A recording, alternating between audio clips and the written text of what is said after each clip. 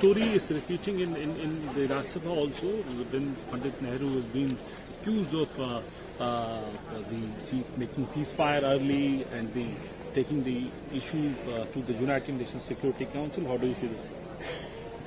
Look, I mean, we can endlessly argue about history, but history should be left in the past. Of course, there are lessons we can learn from it.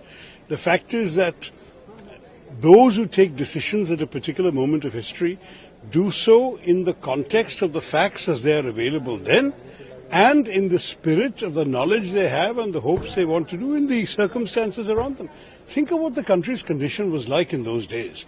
The partition violence, the destruction of homes, the loss of lives, the migration and displacement of millions of people. In the middle of all of this, do you want a Prime Minister who will commit your country to a prolonged and indefinite war? He definitely thought that a ceasefire followed by a discussion at the UN would establish India's rights. It so happened that with the hindsight of history, the government of the day does not agree with all of that.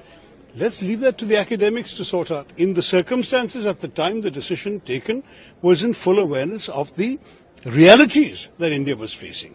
Now, my own view at the moment is that everything I said in the 370 debate in Parliament in August of 2019 unfortunately has been borne out, which is that a precedent has been set by the way in which Article 370 was abrogated.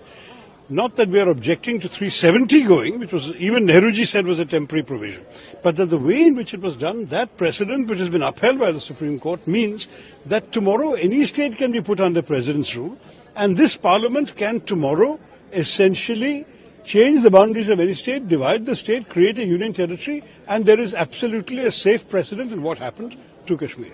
This is the kind of constitutional danger I pointed out in my speech in August of 2019, and 4 years later, I'm afraid, all I can say is my worst fears expressed at that time have turned out to be exactly what we are seeing today. That, to my mind, is a much bigger worry. These historical issues we can debate endlessly. I'm happy to participate in a seminar. I don't think we should waste the time of Parliament on it.